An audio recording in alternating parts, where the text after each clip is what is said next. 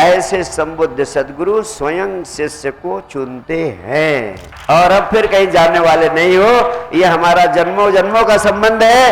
ये पुकारे गए हैं इसलिए ये आते ही रहेंगे, ये जा नहीं सकते।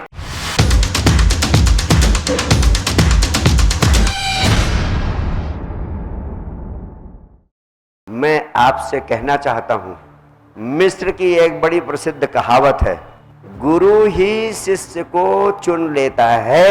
ये पहली बात है। शिष्य गुरु को चुन ही नहीं सकता है। आखिर शिष्य तो वही है जो अज्ञान में है, जो भटक रहा है चारों तरफ, जिसको खुद का ही पता नहीं है। जिसको खुद का ही पता नहीं है वो कैसे किसी का निर्णय कर सकता है सच्चे गुरु का। लेकिन तुम हर रोज तमाम गुरुओं को रिजेक्ट करते रहते हो। ये गुरु ठीक नहीं, वो गुरु ठीक नहीं, फला ठीक नहीं, ढका ठीक नहीं। तो तुम अपने विवेक से चुन ही नहीं सकते हो। गुरु ही वास्तव में, जो जितने संबुद्ध सद्गुरु हुए हैं इस पृथ्वी पर, मैं नकली गुरुओं की नहीं कहता, लेकिन जिन्होंने अस्तित्व की ऊर्जा से अपना संबंध जोड़ लिया है, जिन्होंने बुद्धत्व की अवस्था को उपलब्ध कर लिया है, जो आत्म साक्षात्कार की घटना को उपलब्ध हो चुके हैं, ऐसे संबुद्ध सद्गुरु स्वयं शिष्य को चुनते हैं। तुम उनको नहीं चुन सकते हो। और मैं तुमसे भी कहना चाहता हूं, तुम मेरे करीब इसलिए आ सके हो कि मैंने तुम्हें पुकारा है।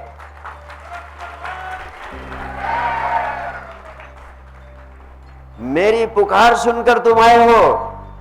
हां, कुछ ऐसे भी लोग आ जाते हैं जिनको मैंने पुकारा नहीं होता है, लेकिन ये पक्का जानना कि जिनको मैंने पुकारा है उनमें और जो ऐसे लोग आए हैं जिनको मैंने नहीं पुकारा है उनमें एक बहुत बड़ा फर्क है। जिनको मैंने नहीं पुकारा है वो सिर्फ देखने दाखने के लिए आते हैं, फिर चले जाते हैं, फिर चले जाते हैं, ठहरते नहीं हैं। अगर तुम ठहर गए हो तो पक्का समझ लेना कि मैंने तुम्हें पुकारा है और अब फिर कहीं जाने वाले नहीं हो। ये हमारा जन्मों जन्मों का संबंध है। वैसे है जैसे रज्जब का दादू दयाल से था, वैसे मेरा आपके साथ है, क्योंकि बहुत दिनों से आप मेरे साथ टिक गए हो। विक्रम जी 3 साल से मेरे साथ टिक गए 3 साल पहले है, अब इधर उधर कहीं जा नहीं सकते हैं। कैसे भी इनके पैरों में घूंघर बच जाते हैं। जब दिल्ली की ओर मुंह करते हैं तो सबसे पहले गाजियाबाद आश्रम में ही पहुंचते हैं। अद्भुत है, ये कोई तरंग है जो इनको खींच कर लाती। विक्रम जी ये ना सोचे कि ये खुद आते हैं, ये पुकारे गए हैं इसलिए ये आते ही रहेंगे, ये जा नहीं सकते आप भी पुकारे गए हो, उन्हीं लोगों में हो। तो इस गुरु पूर्णिमा के अवसर पर मैं प्राणों से अपना प्रेम आपके भीतर उड़ेलना चाहता हूं कि मेरे शब्दों के माध्यम से, मेरे दृष्टि के माध्यम से, मेरे स्पर्श के माध्यम से इस अस्तित्व की ऊर्जा आपको पूरी तरह उपलब्ध हो, जिससे तुम उस संपदा को उपलब्ध हो सके जिसके तुम पात्र हो ही। सिर्फ, हमेशा कहता हूं, सिर्फ समझ की क्रांति चाहिए। इसीलिए 2 ही बात आपसे कहता हूं,